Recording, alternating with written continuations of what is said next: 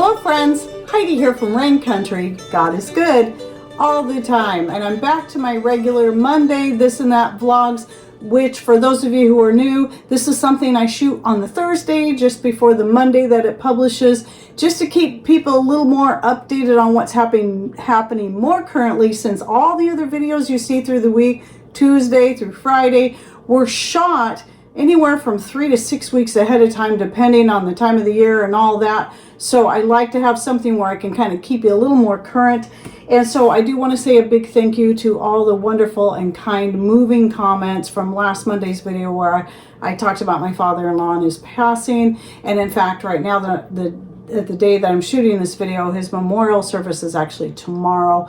So we still have that to get through. So after I finish shooting this, I got to get busy making food for that. And anyway, I just want to say a big thank you. And if you're wanting to know more about that, please go. I'll link to last Monday's video down below. And then tomorrow should be publishing that remastered video I did of his interview that we did of him back in 2016. So I think you all might enjoy that.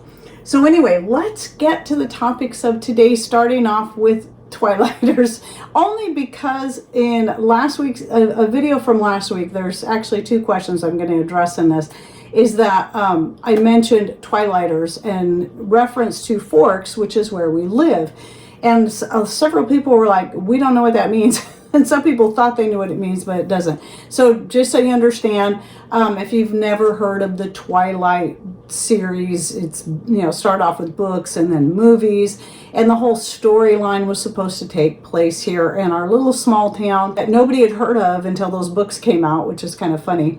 But now, ever since then, our town has become a tourist town, and we get what we call Twilighters, which are those who are fans of Twilight, are very, very obsessed with it, enough so that they would drive all the way out here to our very remote town on the peninsula of Washington State just to take a tour of the town.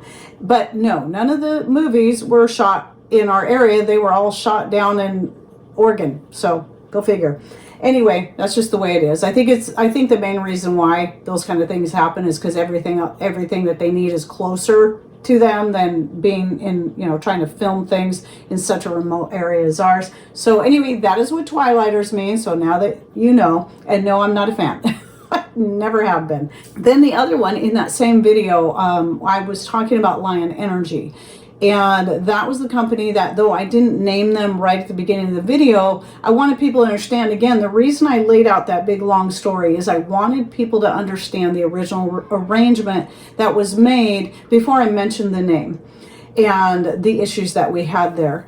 And to answer a question that some people either misunderstood was that, yes, the arrangement was made, it's all in writing, and it wasn't just with us, it was with a couple other channels as well. And no, they didn't, because Patrick had to rebuild that room to make room for it, they knew about all that before they made their promises. So I just want you to understand that. It wasn't like, oh, well, they went on to the next person because we weren't ready. Nope, that's not what happened. And even if it was, communication should have been a part of it, and the communication simply stopped. So if you want more details on that and what happened there, please go see that video. I'll link to it down below. Hopefully you understand a little bit better, those who weren't quite certain about that, about what happened there. And another thing I wanted to address was the difference between pancakes and crepes, because of another video that I shot last week on flatbreads and why it might be a good idea to learn how to make some different varieties of them. Well, I had tried making pancakes without using baking powder, and a couple people assume that, oh, well, we call those crepes, but personally, I would have to disagree with that, because I've made crepes before, and the difference between the baking powder-free pancakes that I made and crepes is the eggs, which I left out of the pancakes, and also the fact that crepes are made much, much thinner. They're almost paper thin. And then you usually put something inside them and roll them up. I love crepes, and now that I'm reminded about them, I need to make them again. But that is also a good option for a flatbread, is our crepes. So, but my pancakes were simply they're thicker, and they wouldn't have been something I could easily roll up like you could a crepe. So there is quite a bit of difference, but I do recommend learning how to make those as well. They're a nice change, especially if you have fresh fruit like this time of the year. You got your strawberries coming in and whatnot, and then you can make your own homemade whipped cream, and so good. So I need to start doing those again. I love crepes. The other thing was, the week prior I did a video on natural bedding, and I wanted, even though I covered this in a short and in a pinned comment I put under that video, which was and it was in reference to the pillow, where I did not read that thoroughly enough. I really thought that I had. I thought the whole time I was reading that, I was reading about the whole pillow, the ingredients, the cover, and the pillowcase, and that it was all 100% organic cotton, and unfortunately it's not. Some people looked a little further and noticed that should have been very obvious. That loose filling in the pillow that you can take out and adjust the size of the pillow is actually all just another form of fiber fill or synthetic. So that was disappointing. However, I still have the organic pillowcase and my all natural flax linen pillowcase over the top of that, and I'm still very happy with the pillow.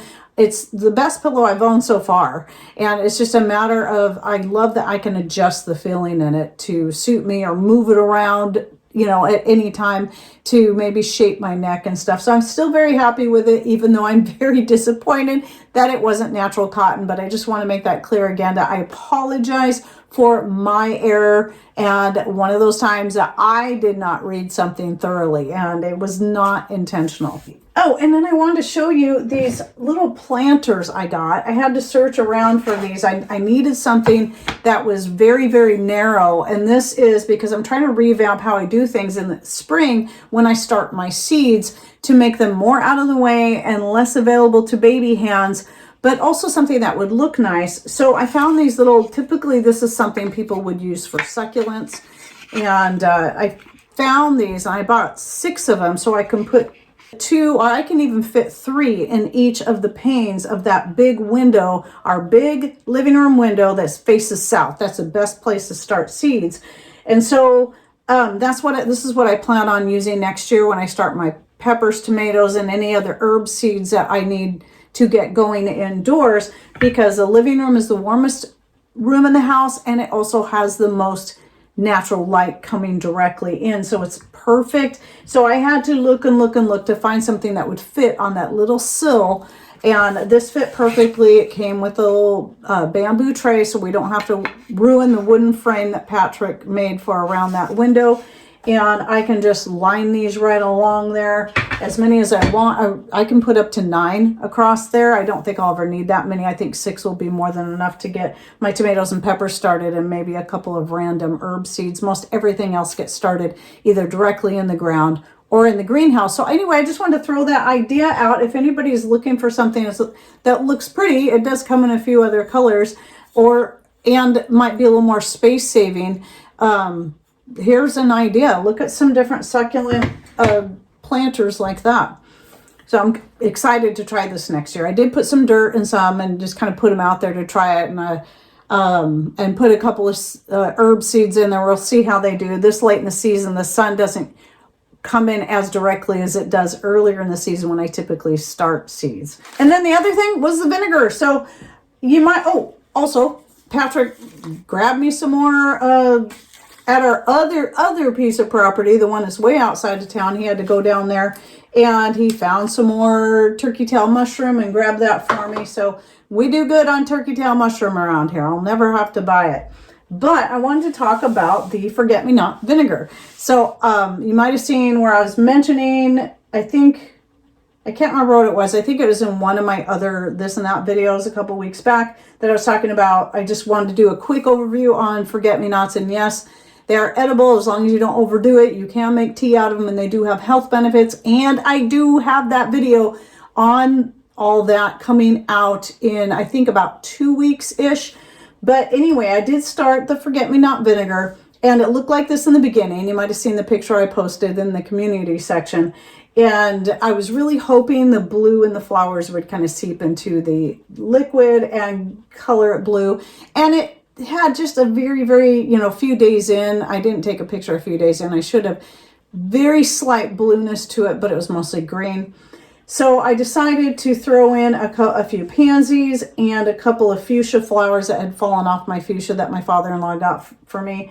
And that is where this color is coming from. But a lot of people ask, well, what are you going to do with it? Every time I make a new kind of vinegar, what are you going to do with it? Well, typically any of my floral vinegars, including the dandelion and any other that I make, this one I do need to filter out today, by the way.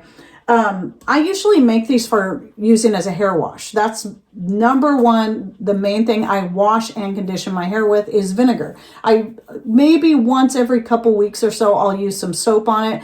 Either my homemade soap, just bar soap now. I don't even make the shampoo anymore. Or the Dr. Jacobs soap that I then water it down, you know, dilute it down quite a bit and then use that. If I just feel I need to do a deeper cleaning, but most of the time vinegar does a good enough job for my hair. If you have extra oily hair, that might not work, but I have naturally dry hair and skin, so the vinegar is good enough, and it's naturally cleaning and conditioning, and I make it myself, and it's practically free. So I've saved thousands of dollars in shampoos and conditioners over the years since I started doing this. And if you'd like any more ideas on vinegar making, I'll link to my most recent how to make vinegar video in the description box, along with the video I did on the many ways you can use your homemade vinegar.